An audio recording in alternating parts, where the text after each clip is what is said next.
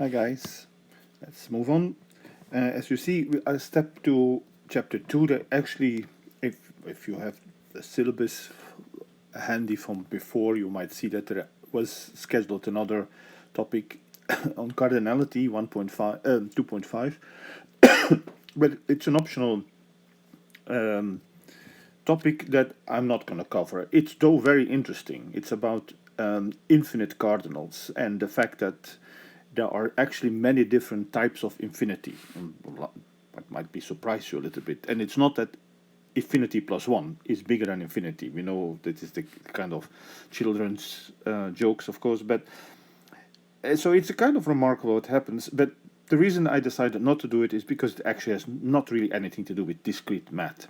And there are a couple of things down the syllabus where I want to spend much more time, which I think is much more interesting. Also, it has applications into many fields, like in cryptography especially. I want to spend a bit more time on cryptography. It's a modern topic, and I think we should pay more attention to these things, which you might very well use or at least need to know about when you're in your future jobs. And in order to even go to cryptography, we have to talk about programming, and programming is basically algorithms. So what is an algorithm? Well, perhaps first, it's a little bit weird word, right? Algorithm, there's many words that rhyme or look like it. And that's not surprising because it actually is derived from Arabic. Well, from a name, I should be more precise. So there is a mathematician from the 8th century AD. So that's a long time ago. This was when, well, the Americas were not discovered yet, and Europe was still in a so-called their dark Middle Ages, whatever that really means. But this was in Persia, and the person with that name was called Al-Khwarizmi. I'll spell it out for you. Well, Khwarizmi. I'll use the transliteration that the book also uses. Be aware, this is an Arabic name, although that's not really true either. It's an Arabic form.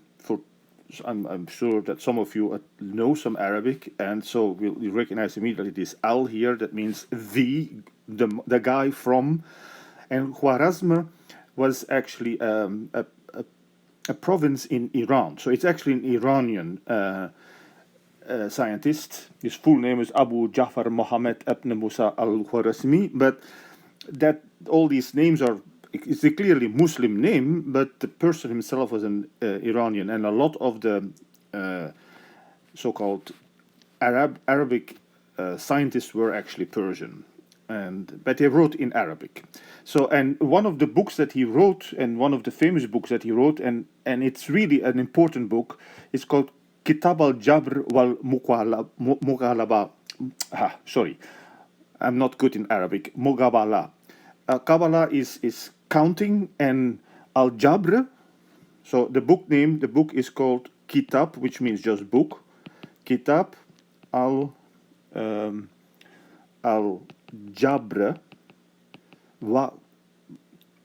and al-Muqabala. Kabbalah is counting, but al-Jabr is a word that, so it goes on the word. Al-Jabr is also a word that has been, looks like this word, right? Algebra, and it doesn't look like it, it comes from it. The word algebra comes from this book, Kitab al-Jabr. Why do we have this word algebra from a book that you say in Arabic? Why was this important? Well, it was the first book, first treatise that was written on what was called at that time Hindu numerals. Indian numerals, Hindu-Indian numerals, and these are the numerals that we use, 0, 1, 2, 3, 4. These are so-called the Hindu numerals. Before that, in the Western world, they used Latin numerals or other numeral systems, which was very cumbersome to work with. And these Hindu numerals were much more elegant to work with, plus a very important concept was the concept of zero. And zero, by the way, in Arabic is called sefr, and that again is a word that we now know as cipher. And so that's another word that has come into us. And why are these words have come into our language is because this was the first book that talked about these things. And so when the Western world, the Europeans and Italy and these places emerged so-called out of these darker ages, when science is picked up there, they started reading 300-400 years after Al-Khwarizmi wrote his book, Kitab al-Jabr, that book. Or at least they had people asked them, some people could read Arabic, others of course had to be translated, so it became translated, and it became the standard work for a long time on mathematics, on modern mathematics. At that time it was considered modern because it used these numerals, and it made this system of calculation so much more efficient. And that it was, in some sense, a big revolution that we had this new numerical system, including the fact that we had a zero. It sounds like silly that we didn't, that before that zero didn't exist, and you might still question why do we need zero, but it's in so many instances that zero plays an important role in our discussion. When we, for instance, when we talked about sequences, we start from zero often because it makes the formulas much nicer. Right? Also with polynomials, when we write down a polynomial, which is algebra, that is what exactly Al-Khwarizmi would do. It's not the only one, by the way. A little bit later, we have another famous mathematician that you might name. Jesus, I'm blanking on his name now. It's also a Persian name. The quaternions of quatrains of. I'm sorry, I'm blanking on the guy's name. That's terrible because it's terrible in many ways because my wife is a historian, so I should know history, and worse, she is a Persian historian, so she would be very angry if I don't not remember the name of this very important Persian mathematician. It will come back to me. I'm sorry. Anyway, these books. I was talking about polynomials, right? And this is the powers of x, the powers of r and powers of x, including the zeroth power of x, which is the constant term. So you see, if you wouldn't have this zero, you would have to come up with exceptional cases where you had actually the regular powers, and then you had something weird that had no power, but it was a constant, and now everything fits so nicely when we have zero, and that is the birth of modern algebra. And we attribute this to this person, Al-Khwarizmi, who was, his book is called The Book on Calculations, with these numerals, and meaning, therefore, that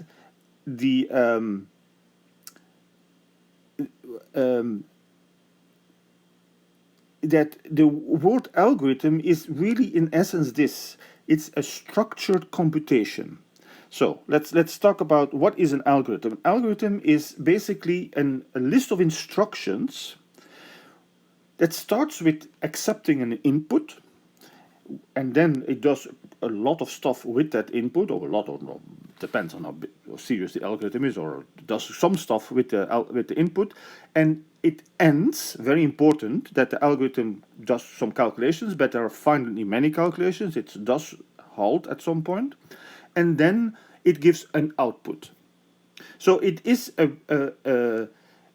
if you want, it's a recipe. It's a cooking recipe in mathematics. Like if I would say, okay, this function. Let's think about a simple thing. I'm taking now something from calculus or pre-calculus. The function fx sine x squared. So how to calculate this function? Well, let's put it in words. What would you do if I would give you, let's say, the number 5? Well, you would say, I'll put it into my calculator, yes. But that's a bit cheating, right? Because it's the calculator itself does have to do steps as well. So in other words, let me rephrase the question then. What if you give the x is 5, the input, so the input would be x is 5, okay. What would your calculator do with this? It's not going to just Google it or guess it. No, what it does? It does actually really, there are much more steps that are done, but let me break it down in very simple steps. The first thing it has to do is to square the number. So step 1 is to square 5. So it gets 5 square, 25. And then apply sign. So it gets sine 25. And that's it. Then it says output. Output this number.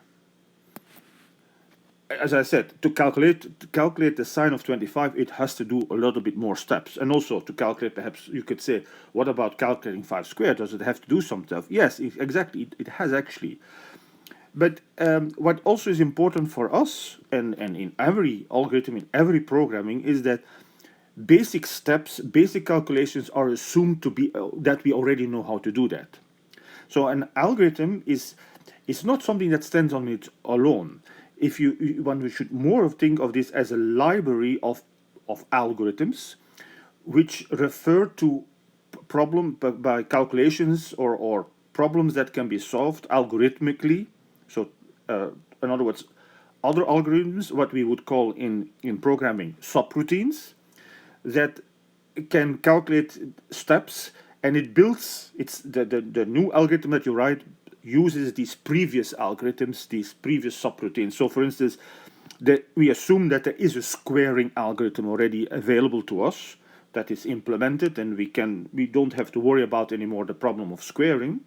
And also, we assume that it knows how to calculate. Whenever you have a value, you can calculate a sign. That is not obvious at all, to calculate a sign. And then, in fact, you need Calc 2, for instance, to see how this actually is being done.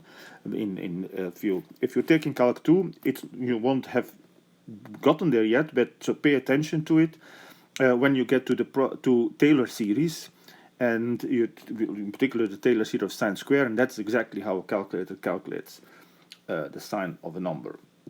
But assuming that we know how to calculate the square and how to calculate the sign, that's what the calculator does. But a very important part here is that it doesn't just do this for 5. It does it for whatever input you give it. So when I write down these steps here, these are the steps for a concrete input. But what I really should give is not for the concrete input, but what happens for a general input. So for a general input, it doesn't square 5, it squares x. And then it applies the sign, and then it calculates the sine x squared.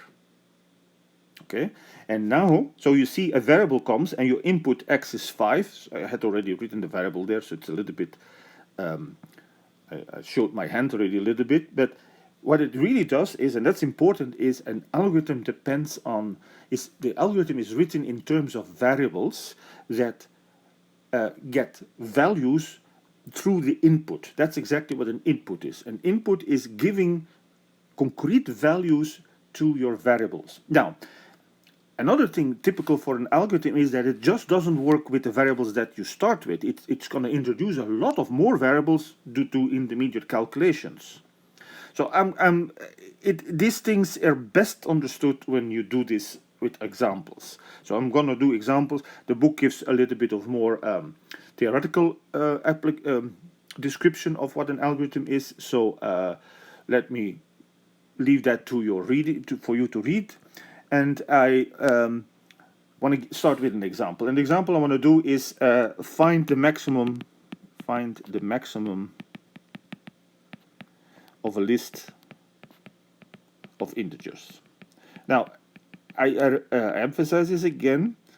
A very important part of an algorithm is, as if you think of it, some people just equate algorithm with a subroutine or routine, a program. And in some sense, it is the same thing. But the algorithm is the theoretical part, and the program is the actual carrying out. And we will do that. And that is I hope you looked at, you watched. If you have not done this, stop now and go watch the video on pseudocode that I already gave in the previous lecture, because that's the program part. And so we will do both. But very important is that what you would want is, if you ask a calculator something, you don't want to be sitting there and waiting forever, and then after a couple of months you find out that actually the calculator is never going to give you an answer. What happens when your computer starts, like I don't know if you have a Mac or they have this, or whatever, you have this churning wheel that never stops churning, right? So it has to end. Therefore, in particular, it can only have finitely many steps that it carries out. And therefore, if I'm saying find the maximum of a list of integers, then I'm implicitly implying that is kind of double usage of the same word, right? But I'm implying that the list is finite. So I'm not going to say this anymore, but these are finite lists, otherwise this will never end. If I have to find the maximum in an infinite list, I'm going to be busy until the end of times and still have not found the actual maximum. Okay, so how, as I'm going to describe what an algorithm, I'm going to also describe how we find it actually, because this is not just about a little history lesson on what algorithm is and what algorithm is, and so this is not history, it's mathematics. So we not only have to know what an algorithm is, we're going to have to build algorithms ourselves. So how do we build this? Well, you start thinking about this problem. So, okay, first of all, since we have introducing something, what's going to be the input here? Let's think about that. The input of this program, what should that be? My name? No, it doesn't need to know my name. But what it definitely needs to know is the list. So the input is the list of integers. So let's call that, so let's give the list a name, L, and so the input will be L. Okay? So it will work with this L. Now, this L itself will be given to us in an enumerated form. Assuming that we assume that it's been enumerated. There could be a different ways that the list is given us. It could be given by a recipe. It says, okay, in the list are exactly the numbers that you get by doing this, this, that. But let's do it is enumerated. So in other words, I'm gonna say it is a set, because a list is just a set, right? A0, A1, A2, and it is finite, so it ends at a certain AN. Now, this fact that I write A0, A1, A2, AN, it's a sequence, but a sequence that's a finite sequence here, and I have somehow given it a rank, a number as an enumeration, a listing. A0 is the first one, A1 is the second one. I know this is the weird thing with, so sometimes we say, why did we invent 0? Because we get this weird terminology, right? But okay. But that doesn't mean that A0 is smaller than A1, right? So an example, so this is the theoretical, and here I'll do the concrete. Here, example. So for instance, the list could be 13, 5, 3, 12, 120, 12, and let's say 58. Let's suppose that this is our list. Okay, it's a list for 1, 2, 3, 4, 5, 6 elements. So n would be 5, right? Got you? Okay. Because A0, we start with A0, right? So okay, so that's the input. Now, how are we going to do this? Well, how would you do this? Often algorithms are, well, we are humans, so algorithms are going to be as humans think. God knows, if you would encounter an alien who thinks differently, he might come up with totally different algorithms of doing this. You say, wow, why did you do it that way? Oh, that's how I think. Well, assuming that he speaks English, that you understand him. But okay, we think this way, so we come up with this, and we say, well, how do I find the list in this example here? Okay, what I do, I look at 13. I think, okay, that's a big number. Oh, that's bigger than 5, so that's bigger than 3. Oh, 120, that's bigger than everything else that I've seen so far. Okay, 12, no, it's not. 120 was the biggest number I saw. So what I did was I went through the list, basically, and started looking for the biggest number. In the beginning, I thought, okay, 13 is the biggest number, because then came 5, which was smaller, 3 was 5, so I'm thinking 15, that's going to be 15. Then I saw 120, I said, oh, I have to change my mind, it's 120. And, okay, let's just, for the fun of it, let's make 12 here 123. So 120, I thought that's the biggest number. The next one I see, I say, oh my god, it's 123, that's bigger. And then 58, I said, yeah, okay, 123. So what we see is, not only we go through the list, and we change our mind as we go through the list. Okay, so what we do is we look at the first element,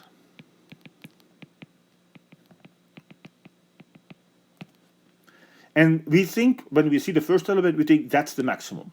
That's the only thing we can think. Look at first element, we think that's the maximum. But it's not the real, we know that it's probably not the maximum, let's call it the temporary maximum. At the moment, of as much as we know of the list, it's the maximum, because the list is only one element. So then look at the second element. Now what we're going to do is compare it with the previous one. So, and compare with the previous one, but the previous one, do I want to compare with the first one? Yes. But imagine now, I'm going to go far, and so at some point I'm looking at the nth element. This is the way that we say this, right? N is the number of after so many steps. I'm going to look at the nth element and I compare it what. Now I can compare it with all the previous elements, but that's a lot of work. I'm doing that uses work.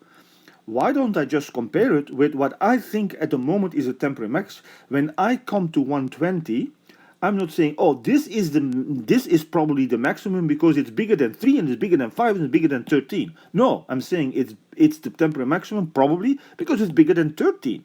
I know already that 5 and 3 are smaller. So why talk about them anymore, right? Okay, so the same thing we do here. So we compare with what? With the temporary maximum. Right? That's what we should do. Not with the previous one. Okay, if I compare 120 with the previous one, sure, it is bigger, but that's not necessarily going to give me the maximum. Okay? I just want to perhaps to dismiss this perhaps the possible misunderstanding, so let me make this list a slightly bit longer to include this problem. So if I would say, compare with the previous one and it's bigger than your maximum, look what would happen at the very end. 58, I compare it with the previous one, that's not bigger, so this is the bigger one. Okay, if I now take 59 and compare it with the previous one, it is bigger, but it is wrong to think that this is the maximum. So just comparing with the previous one is not going to give me information that I want. So I have to compare it with the temporary maximum, not with the previous one. Now, of course, the answer could be either it's bigger or smaller. So there are two things to do. So we bifurcate here. So this is a condition here.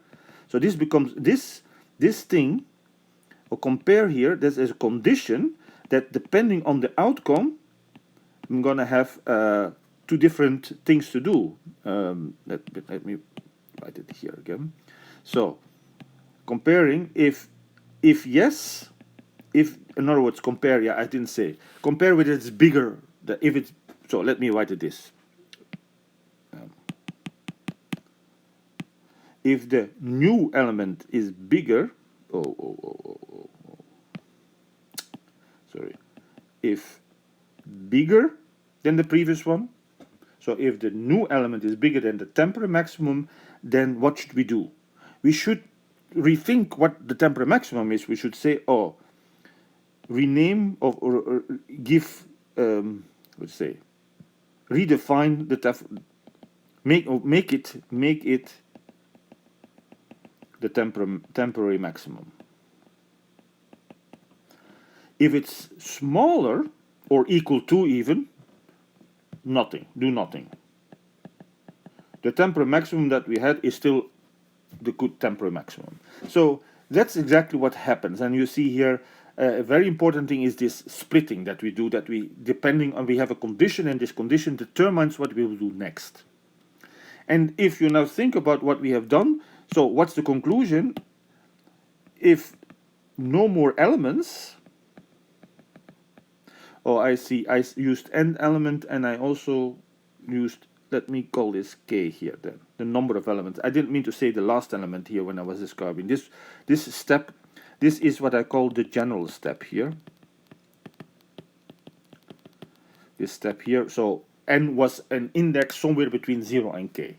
K is the last one. Sorry, I didn't mean to say that it was the last one here. So if no more, this would mean that n is actually equal to k, if we did the last one, right? Then output what we think at that time, at the end of the list, what the temporary maximum is, actually is the maximum. Then output the temporary maximum. Okay. Now what is a little bit strange for those that have not done computing is that that you can redefine a variable, a temporary maximum, and you don't actually call it temporary maximum, you're just going to call it maximum. So in other words, when you write down the pseudocode for this thing, and we will do that right away, is you're going to say, okay, a program is carried out step by step, and it's, in some sense, each step reveals a little bit more truth of the world. And at each step, I have knowledge of this world that I'm investigating, and that's my current knowledge. So we have so-called all these variables. Notice that what we had, this one big variable L. It kind of contained these sub-variables here, this list, these elements that were in general also, again, when I describe this list here, these are generally elements, right? I don't know their values. Of course, when I apply it, I know the values. But when I write when I'm composing, when I'm making this algorithm, I do not know what their values are. So I have to, when I say look at the first element, what should I say? Look at A0. That's actually the first element. And when I say look at the second element, I should say look at A1. And when I say look at the nth element, okay, now we're a little bit in trouble with what nth mean, but I'm going to just be a little bit, it's actually the n plus 1, but okay. Look at an. So look at an and compare with temporal maximum. That's what we need to do. Okay, so an is something, is a variable somehow. So we somehow introduced these variables. We also introduced another variable, the temporal maximum. So you see, the program does not only uses the original variables, it introduces more variables in order for it to carry out its task. Okay, so let's try to, I hope first of all, I don't want to do this anymore, but please, if you don't, not fully convinced, that in order to find the maximum of this particular list, this example, the steps that you will go through is exactly what I described here, and will exactly give you what? 123. So in order to test this, what one sometimes talks about is, well, we have all these variables. Some were given, some are introduced by the program, and we look at the status of these variables, or the registers. So these variables, we think of these as being stored in a computer program, and they have values, but these values change as the computer program continues, as the algorithm continues. So for instance, so I want to, it's a little bit tedious, but let me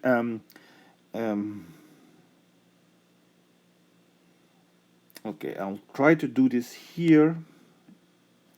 So what is, let's look at any stage, what are the registers that we know of as the program, as I go through this list? Well, the first thing that I do is look at A0. In other words, I kind of open up box A0 and I see that A0 is 13. And then the next thing I should do is call this a temporary maximum. Okay, I'm so saying that max is 13. Now I will say something about, and I will not call it temporary max, I'm just going to call it max, because in the end it will be max. Remember, that's what I was trying to say about a potential. As we go through this program, we get more and more truth about the situation, and at the end we have the full truth. That's why we should not call it temporary, we should call it the maximum. Something have to be said about this when you actually do this is, what happens if, suppose the list would be empty, then the program has all of a sudden a problem. It has to output temporary max, but it has not been done anything. If the list is empty, what happens? Let's think about if the list would be empty, it would not do anything. So it would say, okay, I'm skipping all this and I'm just going to output temporary max, but I don't know what that is because nobody told me. So that is what we call an initializing that variable. It's not so much of a problem when we do. This is a description. Okay, and in a description, everybody kind of understands that's what we're going to do. When we write the pseudocode, when we do the programming, and we will use pseudocode, and not actual programming, we don't go use R or Java or whatever it is that you like to use, you'll see that we need to do that. So keep that in mind. But going on. So this is what happens at this stage. The next stage, A0 is of course still 13, but we also read A1, so that is 5. And what is the max at that stage? Well, we're comparing it, it's not bigger, so the max has not changed. So max is 13. Okay, and so we go on. And at an, okay, we don't know what n is, so here we have to be concrete. Let's say, let's call this, let's count this here a little bit.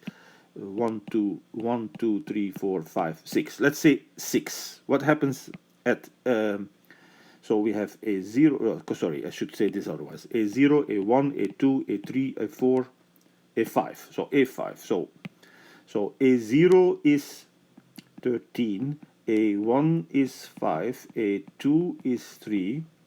Sorry, I'm writing rather small. A 3 is 120, a 4 is 123, and a 5 is 58. So this is the stage, that sixth stage, the sixth calculation that I do. What is the max in here then? Well, in the previous calculation, I noticed that 123 was a bigger number, so that would have been the new max. And does it change in this step? No, because 58 is smaller. So the max at this point is 123. Now, it's still, whatever is going to happen, we know it's not going to increase anymore. So the final output will be indeed 123. Now, let's go to the programming. So, okay, so first of all, so remember we're using pseudocode now, right? And the first thing we need to do is give a name to our algorithm. And we can give cute names or we can give descriptive names, it doesn't matter. I'm going to call just maximum. And in pseudocode, so what you do when you say the word procedure, what follows is the name of the procedure, so that later on you can call it. Okay, you can. As I said, an algorithm is not something that stands on its own. It's a library. We have a library of algorithms, and so we adding a new algorithm, the algorithm called maximum, and then we can perhaps in the next algorithm that we design, we can use that. Okay, so we have maximum, and then the input was this list here. And remember, in pseudocode, we can be very flexible. We say this is a list of integers. And of course, when we say list of integers, we really mean a finite list. And we could specify how the list looks like, but it's not even necessary that we do that. So sometimes we would write it this way, but sometimes we just write L. So sometimes we specify already what the elements will be named, but often we assume that that's what we're going to do, that we name these elements that way. Okay. And so, let's start. What we're going to do, well, we're going to have to loop through the whole thing. So this is a loop. And what is the loop we can do? There are a couple of things you can do here. There are two types of loops. Go back and look at the video on pseudocode. There is the for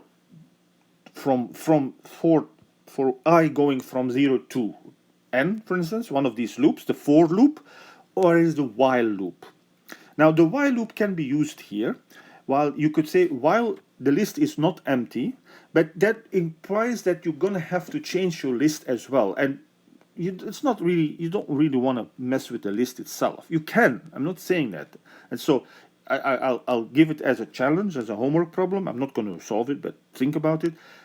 I'm going to write down a procedure using the for loop, but try to write the same procedure using a while loop. Okay, so this is another thing.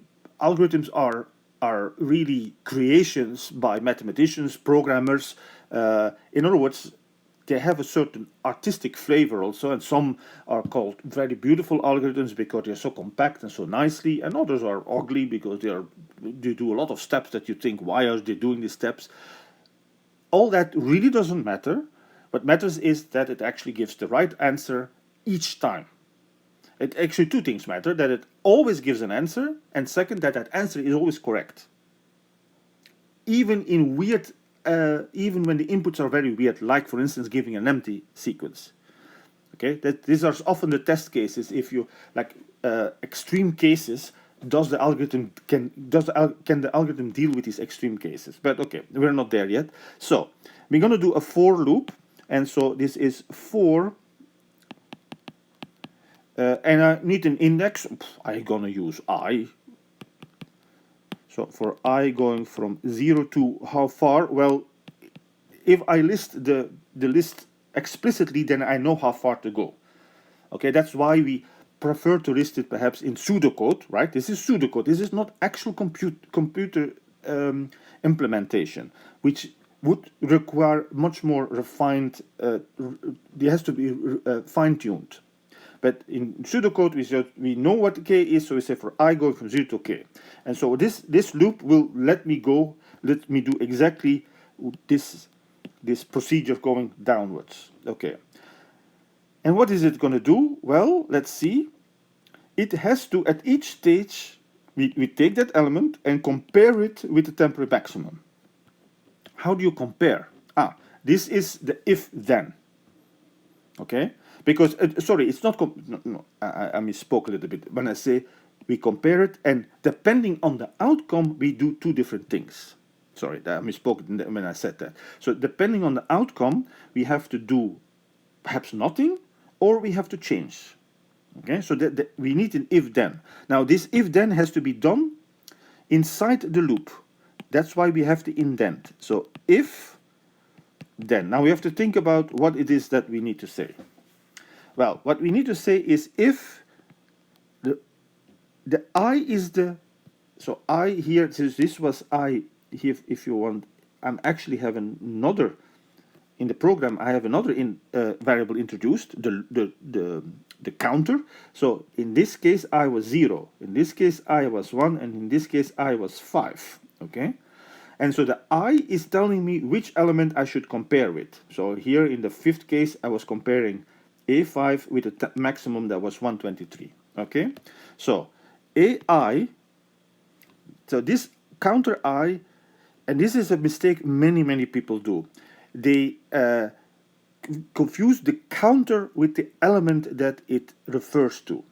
Make a very clear distinction between your counter, which is an integer I or n or k or l, whatever you want to call it, and the elements that are named by it, which could be numbers, could be words, could be anything. Okay, so if AI, now let's think of it, bigger or smaller. Let's say bigger than the max. Remember we said max is going to be the actual maximum, so this is a bigger sign. If AI is bigger than max, what we need to do then? We have to change max. Then max becomes AI.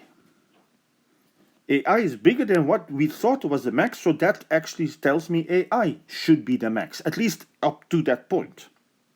Now, there was one problem that I pointed out already is if this program has to carry this out, for the very first time, I0, it says if A0 is bigger than the max, it says, but I don't know what the max is.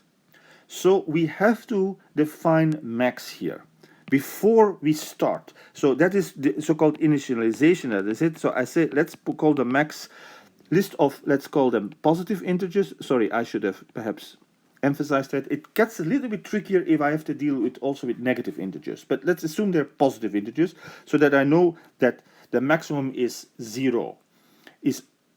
That 0 is always less than any of these numbers. Positive means 0 is not considered positive. Okay, so a list of positive integers, like the list that I had here, these are all positive integers. So you see 0 is not part of it. So we know that the maximum is at least 0, right? So I can start with 0. And I know that in the very first step, you might say, why am I doing this? Because in the very first step, if I is 0, this is going to be true. And so for the max is going to be AI. Why don't I just call the max A0? True, you could do that, but then you have to be guaranteed that the list is not empty. Because if there is no A0, then you're still stuck. So you can be a little bit flexible here, but this is prettier because it doesn't take a distinction between the first step and all the other steps. And this is again what I said. The fact that we have a 0 can allow 0 allows us to make things much nicer. So thanks, Mr. Al-Khwarizmi, for doing that for us. Okay. What else? But this is then, so it should be an else step. What if AI is not bigger than max? In other words, if it's smaller than or equal to max, well, we don't do anything. We don't have to do anything, so there's no need to say else. Sometimes you do two different things, but we don't need to do anything. That's also, and this is something that you only can do by trying, I compared AI with Max, but compare is a vague term, right? I'm saying is AI bigger than Max, but why am I not testing AI smaller than Max? If I say AI is smaller than Max, if the condition would have been, so I'm going to do it in red. Okay, so let me do orange here. Suppose instead I would use this condition. What would I have to do then? Well, if this is true, what should I do? If this is true, I shouldn't do anything. So then nothing else. So then it's weird actually. There is no command nothing. So I would have to leave this. I would just not write anything then. Else do this thing. So it is kind of weird that I have to do nothing when there's a then, but well when there's an else. So that's why you have to somehow think a little bit. What is the best way to formulate this? Right? Sometimes you have when a condition like this, can go either way, right? It's smaller than or bigger than. So you have to sometimes think about what's the right thing to do here. Okay, so this is the right thing to do. Now let's think about what is next. Not much anymore. What is this going to do? It's going to the loop here is going to go through the whole list. That's great. This is going to make all the comparisons. So what is happening at the end? Well, my max will be the biggest element. And again, here's the concrete steps that have to be done, and this is already exactly what I described here. The values, the registers of all these variables are going to be like this, and in the end, the maximum will be. I went up to 5, but I should have. You know that even the 6th one would not make a change here anymore. So we are done. How do we write that? Well, remember that this is one. There is the one way to say it's done. We are done. Return. Return does take care of two things. It says, okay, we are done, and secondly, and here is the answer. And so return what? Return the maximum. Return max. And that's it. So this little guy here is our first algorithm that, well, it's not the first because I gave a little algorithm in the pseudocode lecture, right? But this is the first serious algorithm that calculates for us what the maximum of a list of integers is. And now we can, once you have a model like this, so probably is a homework problems also, but I can also, if not, then I would tell you, do now the same thing, but try to find the minimum. Write a procedure that calculates the minimum. And it doesn't have to be a list of positive integers. Why not a list of words, and then you maximum being the lexicographically the one that is in the dictionary comes last. The dictionary is a way what is so-called the lexicographical ordering, very long term, but it means just in the dictionary you have a fixed listing. You know exactly where every word has to be in that ordering. The ordering is well defined, it's well understood how it works, and you can look for the maximal element in a list of words, being the last element or the first element. Okay, so this is our first example of an algorithm. We're gonna take our time a little bit with this. So I know I have only done really one example, but I don't want to make it too long yet, because in the next things I will do one more example. So the one example that I want to do is, and then as I said, I'm going to do probably 3 lectures on this, so that we have all the time to think about all the subtleties that are involved and all that. So the other one is the linear search algorithm. Linear search.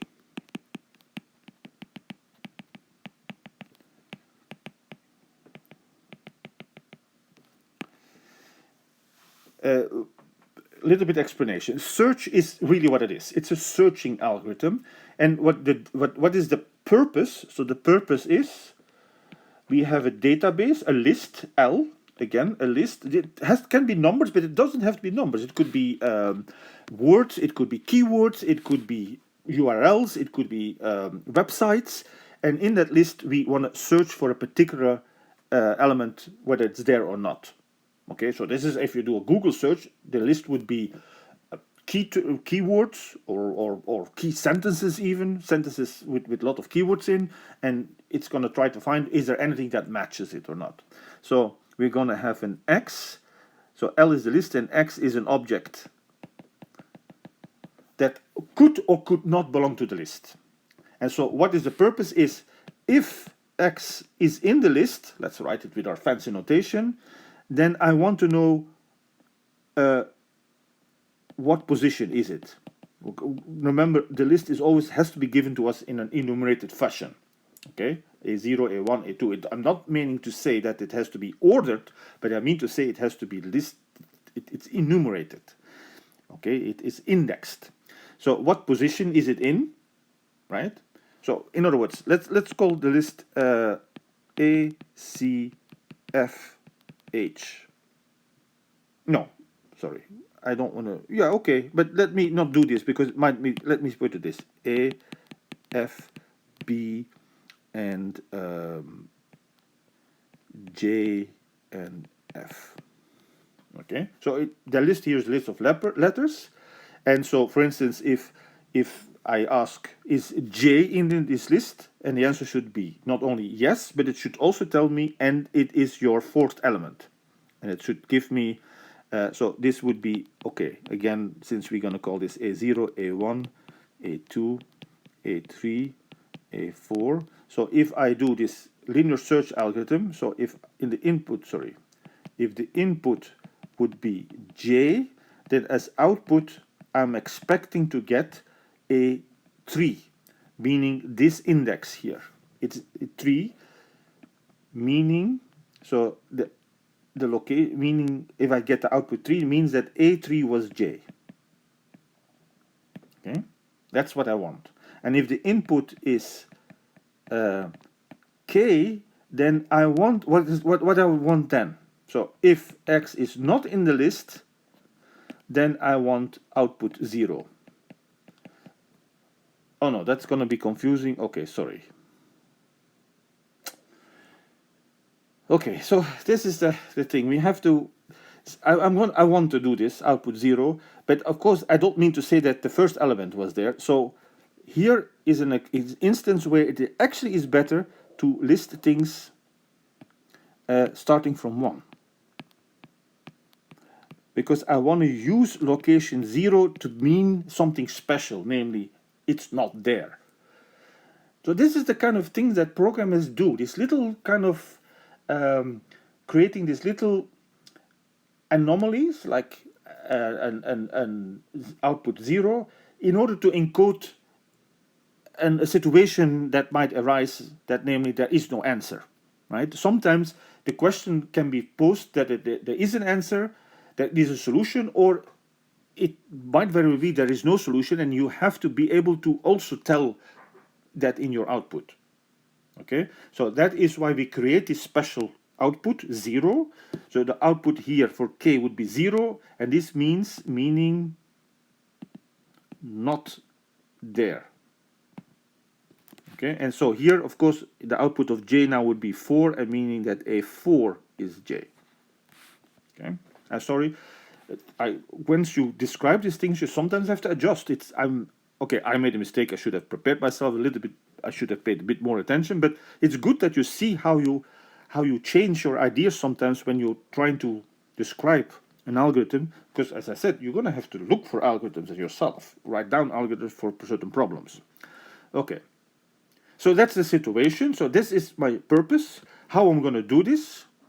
Well, so this is the word search, right? So we had the word search, and we will see there are many other search algorithms because it's a very important problem to search for a solution, to search for an occurrence, right? Let's say if I have to search in this class and somebody, the administrator tells me, the bursar tells me, okay, student with this ID has to still pay his dues, so please notify him. Then I have to start searching for that ID. So in the list of people that are registered, my students, right? So searching is something you do all the time. Anytime basically you go to the internet, you're basically doing some search, right? You do Google something or whatever it is. Okay. Now, what is the linear then referred to? Linear is the particular type of search, and linear basically means like one at a time from left to right. And that's exactly what we're going to do. We're just going to do exactly the perhaps silliest way. Well, you might think this is the only way. How else can you do? You'll be surprised how much else you can do. But what the most naive way is to just go, well, let's do this for J. Okay, input J. I'm going to compare it with A. No, that's not it. No, that's not it. No, that's not it. Hey, I got it. So 4. Let's do with K. No, it's not it. No, that's not it. No, not it. Not it. So 0. That's how we're going to do it. Okay, so let's implement it now. And so this is the part where it's there are two difficulties: to find the algorithm, to find the strategy. So what I described now, and I wrote down something, but I didn't write everything down, is the strategy. And the second thing is the actual algorithm in pseudocode. Now, both are important, and both I want you to be able to do. So when I ask you to write an algorithm, I want you to explain to me what it is that you're going to do. I didn't write it all down in the textbook. They have done a little bit better job because I'm speaking here, and you can always go back to the. You can go back a little bit to hear me say it again. And by the way, I should perhaps point that out for if you forgot. I think I did this already, but let me say it one more time. YouTube has first of all closed caption, so that you, in case you don't understand my thick accent, okay, if you don't understand me too much, but it also has from that same the same same tool that creates the closed caption creates also a transcript, and so you basically have a complete transcript of what I'm saying. And so in the transcript you can see everything that I've been saying about this particular algorithm, for instance. Okay, so this is the description. I'm stopping with the description, and I'm now going to implement it in pseudocode. So first of all, I have to decide on a name. So the procedure, and I'm just going to call it, because it was called linear search, let's call it linear search. So linear search in one word. But you could even put underscores or even separate words. It really doesn't. I think in the book they even allow spaces. It is pseudocode. It's not really programming. So all these little things that programs are very. Some programs in the old days I was programming in Fortran. I'm talking about here 40 years ago. In those days, even if you had one colon instead of a semicolon, the whole program was you got the computer would say error, and it would stop. And by the way, it was not typing anything into a computer on a screen. No, it was typing something on cards that would punch holes, and those cards would be put in a card reader, and there was one computer on campus for everybody. And so you were standing in line with your cards. You put the cards in there. You hopefully don't fall out of your hands because you have to put them back in order then. You put the cards in the computer, he reads it and he says, sorry, rubbish, cannot understand it. You had to go back and try to figure out which stupid semicolon it forgot. Or you forgot, basically. Pseudocode doesn't want to have to deal with any of these problems. It says just, okay, call me whenever you want, say what's the input. I'm going to say the input is, well, first of all, and in the textbook they say an integer. In the example, I am doing a letter, so I'm just going to say an object, an element, object. Let me call it object.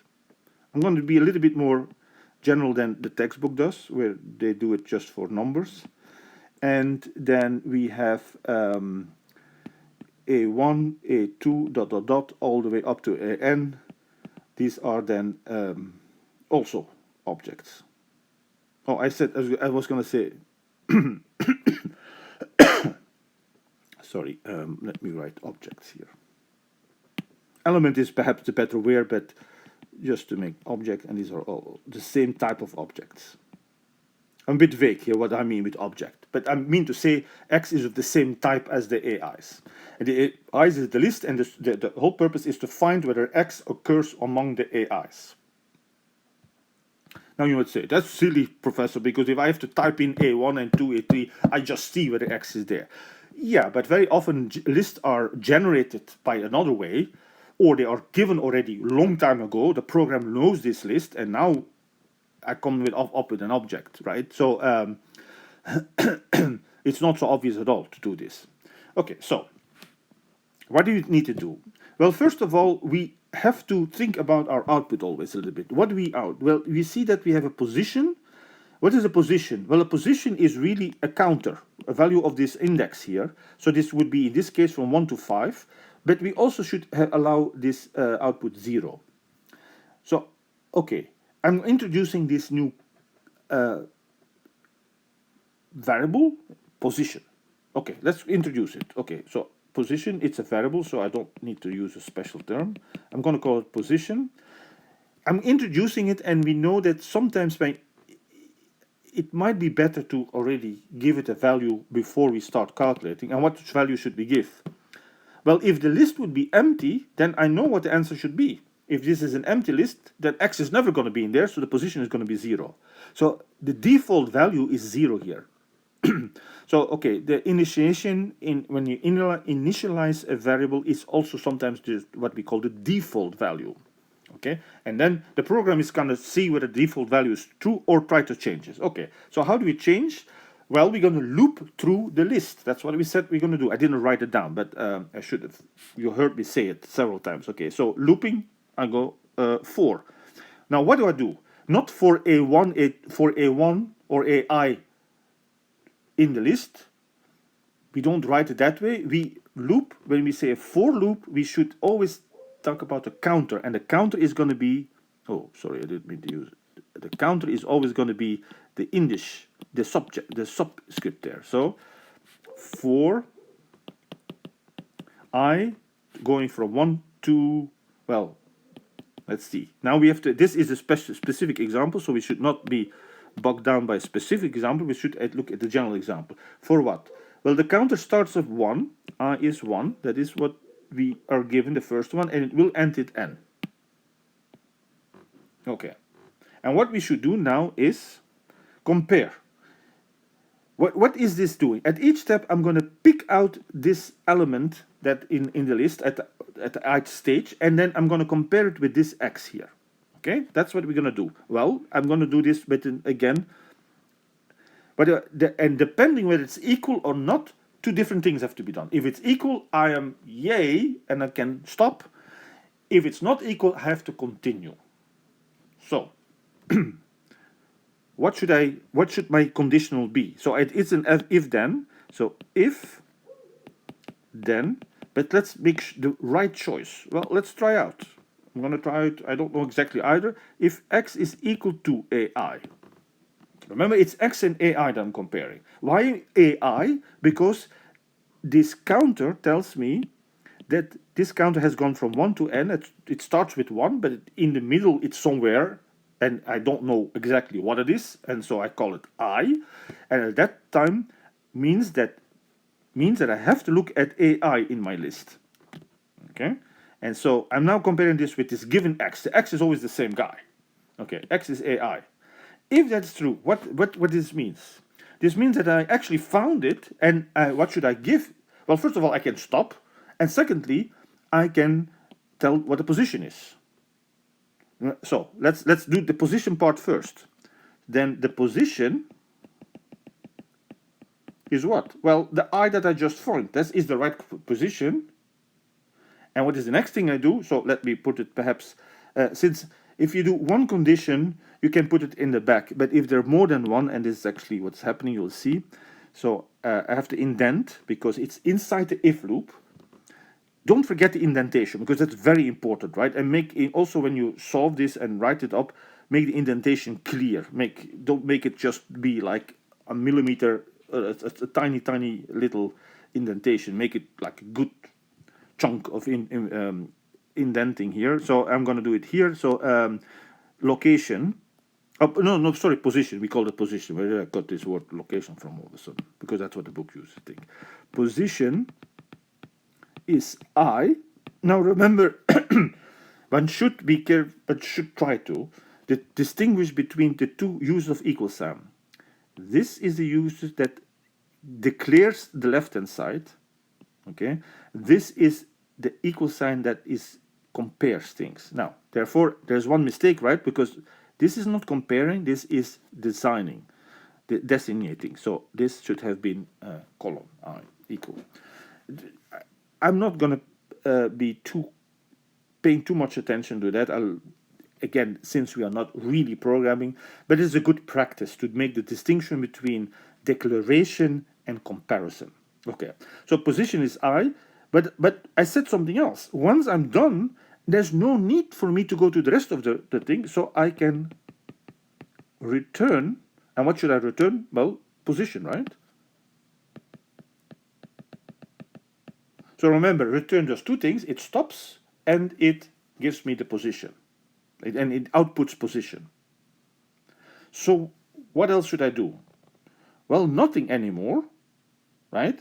Because everything is done. Now we have to just think, what if the letter was not there? The K part. This is never going to happen in the K part. Okay? So it's going to go through the whole loop, and the loop will be ended, and then it's going to be at this spot, and it says, my God, what should I do here? There's nothing to be done. And it's going to just wait because it doesn't know what to do. So I have to make sure that in that case, I also stop.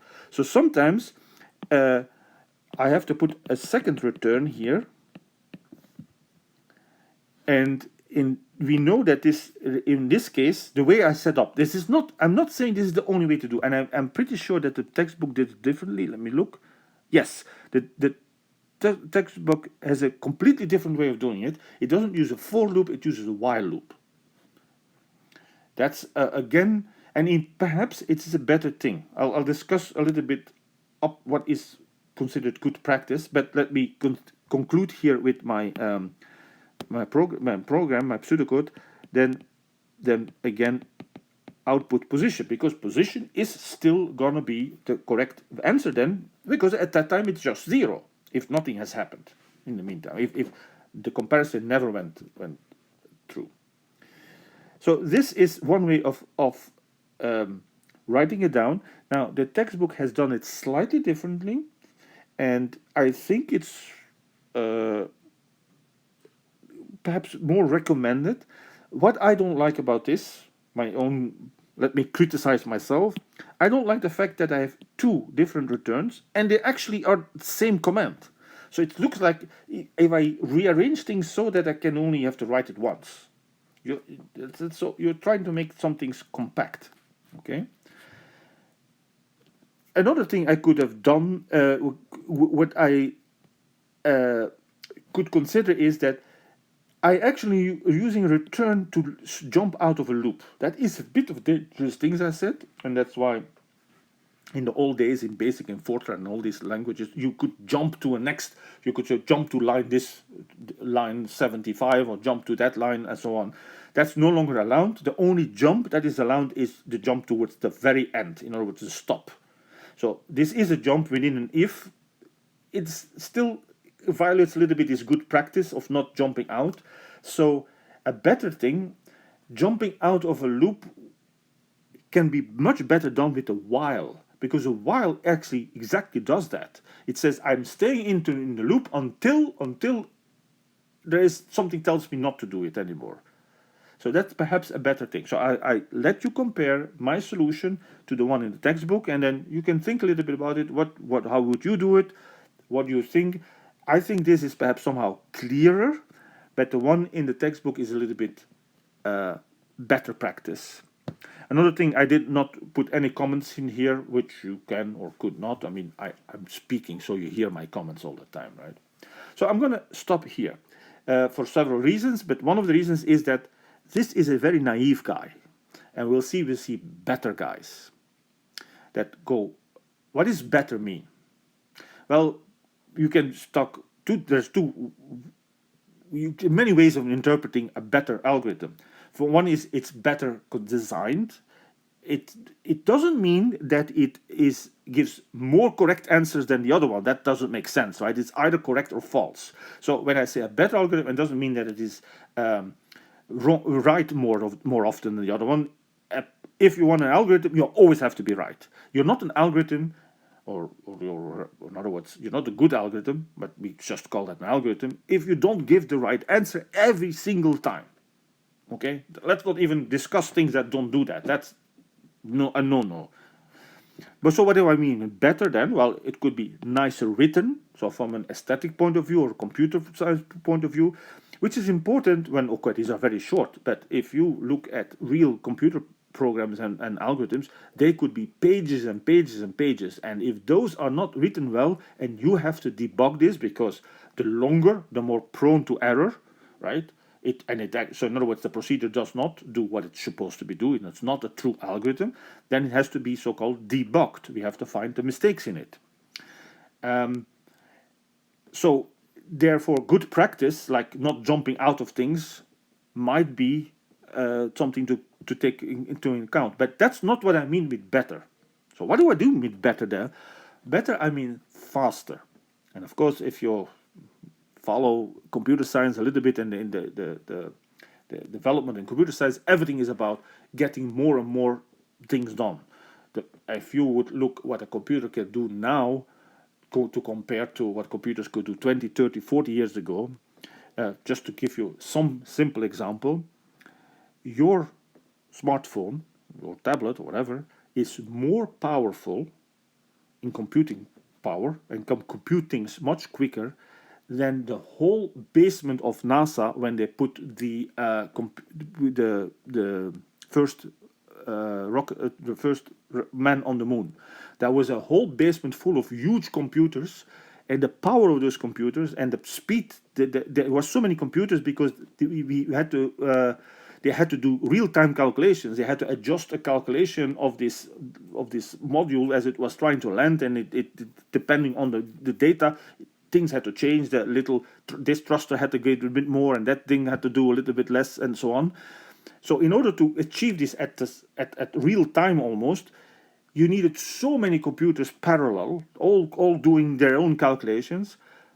And because it took so long to do these calculations, well, now your smartphone is quicker than this whole complex together. This just tells you how we improve so dramatically in as far as this technology is concerned. But it still is a serious search to fastness. So this gives me a little bit of a layout of what is to come. We're going to talk about algorithms much more. And we will see many different algorithms to do the same thing. So this is called linear search because there's going to be something binary search, and there'll be even other things and other algorithms we describe. That will be in the first couple of lectures. We also will have the pseudocodes. The next thing is about the complexity of an algorithm. That's how complex it is, which means basically how fast is it. And in order to do that, we have to be able to talk about what does mean that one is faster than the other. Is it just a matter of time, or is it more conceptual? Okay, and then lastly, why are we looking for faster and faster algorithms? Because some algorithms, some problems are thought to be so hard that even with the fastest computers and the best algorithms cannot be solved in a reasonable time. And what is the advantage of that? If you can exploit that fact to encrypt, to make something secret, that is what cryptography does. And we will talk about that also. And that's going to be basically the end goal of our discourse, if you want. The cryptography, how to do the cryptography. But there's a lot of ingredients we need before we are there. Okay, I'm going to stop here and we'll continue next lecture with more of the same.